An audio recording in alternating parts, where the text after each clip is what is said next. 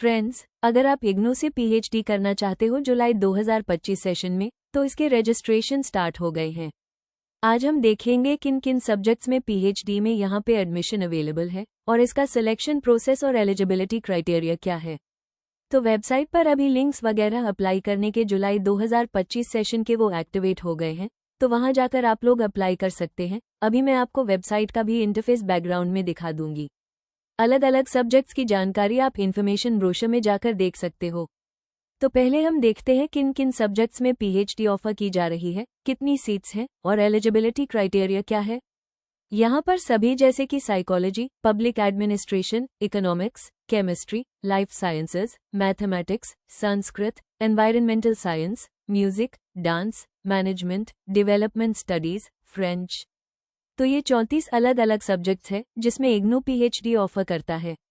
Eligibility में आपके पास इग्नू या फिर किसी और यूजीसी रिकॉग्नाइज्ड यूनिवर्सिटी से कंसर्न सब्जेक्ट में मास्टर डिग्री आपके पास होनी चाहिए, तो ही आप पीएचडी करने के लिए एलिजिबल होते हो। मास्टर डिग्री भी इन्होंने 2 तरीके से रखी है। अगर आपने 4 साल की ग्रेजुएशन करा है और 1 साल का मास्टर डिग्री है तो भी आप एलिजिबल हो, या आपने 3 साल का ग्रेजुएशन करा है और 2 साल का मास्टर्स डिग्री है तो भी आप इसमें एलिजिबल हो। एग्रीगेट मार्क्स आपके 55% होने चाहिए और आप अगर किसी रिजर्व कैटेगरी से बिलोंग करते हो, एससी, एसटी, ओबीसी, तो 5% का रिलैक्सेशन आपको मिनिमम रिक्वायर्ड मार्क्स के अंदर मिलेगा। यहाँ पर एक और पॉइंट रखा गया है, जो कैंडिडेट 4 ईयर ग्रेजुएशन के बेसिस पर अप्लाई करना चाहते हैं वो भी एलिजिबल रहेंगे, लेकिन कंडीशन ये है कि एग्रीगेट मार्क्स उनके 75% होने चाहिए। इसके अलावा जिसने एमफिल करी हुई है 55% मार्क्स के साथ, वो भी पीएचडी करने के लिए एलिजिबल रहेगा।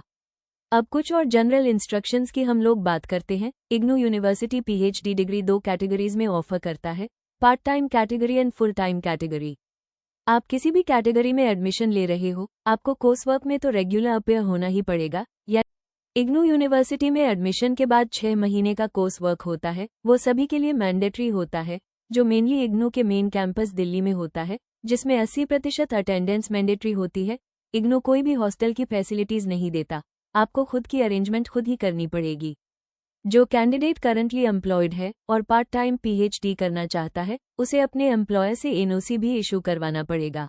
एप्लीकेशन फॉर्म की फीस 1000 रुपये है, जो कि नॉन रिफंडेबल है। आप किसी एक ही सब्जेक्ट में अप्लाई कर सकते हो। अप्लाई करने से पहले मेक श्योर कर लें कि जिस सब्जेक्ट में आप अप्लाई कर रहे हो उसके लिए आप एलिजिबल हो या नहीं हो। जो डिटेल्स आप फॉर्म में एंटर करोगे उसी के बेसिस पर आपका आगे सिलेक्शन होगा। अगर डिटेल्स गलत पाई गई तो आपका एडमिशन कैंसिल कर दिया जाएगा। इसके बाद बात करते हैं सिलेक्शन प्रोसेस की। पीएचडी में सिलेक्शन प्रोसेस का सबसे बड़ा रोल है यूजीसी नेट का एग्जाम। आपको मालूम है कि अब इग्नू पीएचडी एंट्रेंस एग्जाम नहीं करवाता। जिस बच्चे ने यूजीसी नेट का एग्जाम दिया है वो इग्नू में पीएचडी के लिए एलिजिबल होगा। यहाँ पर 2 कैटेगरीज में स्टूडेंट्स को डिवाइड करा गया है। कैटेगरी ए उन बच्चों के लिए है जिन्होंने यूजीसी नेट फेलोशिप के साथ क्वालिफाई करा है, मतलब कि जेआरएफ के साथ। वो कैंडिडेट पीएचडी का फॉर्म भर सकते हैं और वो लोग डायरेक्टली इंटरव्यू के लिए एलिजिबल हो जाएंगे, जिसकी इंटरव्यू की वेटेज 100% होगी। दूसरी कैटेगरी उन बच्चों के लिए है जिन्होंने यूजीसी नेट क्वालिफाई करा है लेकिन फेलोशिप के साथ नहीं करा। तो ऐसी कैटेगरी के जो कैंडिडेट होंगे वो भी अप्लाई कर सकते हैं पीएचडी के लिए। मेरिट लिस्ट के बेसिस पर आप लोगों को इंटरव्यू के लिए शॉर्टलिस्टेड करा जाएगा। तो ये सिलेक्शन क्राइटेरिया है इग्नू यूनिवर्सिटी के अंदर पीएचडी एडमिशन का। कोई एंट्रेंस नहीं है, यूजीसी नेट ही अकेला इसमें ऑप्शन होगा पीएचडी एडमिशन के लिए। इंटरव्यू जो होगा वो इग्नू के मेन कैंपस में होगा, जो कि दिल्ली में है। कैंडिडेट को ये जरूरी है कि वो अपना ओरिजिनल आईडी प्रूफ जैसे आधार कार्ड, वोटर आईडी कार्ड वगैरह साथ लेकर आए इंटरव्यू के टाइम पर। डिटेल शेड्यूल के लिए और डिटेल गाइडलाइंस के लिए आप हमारा चैनल जरूर सब्सक्राइब करें। यहाँ आपको लेटेस्ट इन्फॉर्मेशन मिलती रहेगी। उम्मीद करती हूँ कि आपको आज की इस वीडियो में दी गई इन्फॉर्मेशन हेल्पफुल लगी होगी, तो वीडियो को शेयर जरूर कीजिएगा अपने फ्रेंड्स के साथ।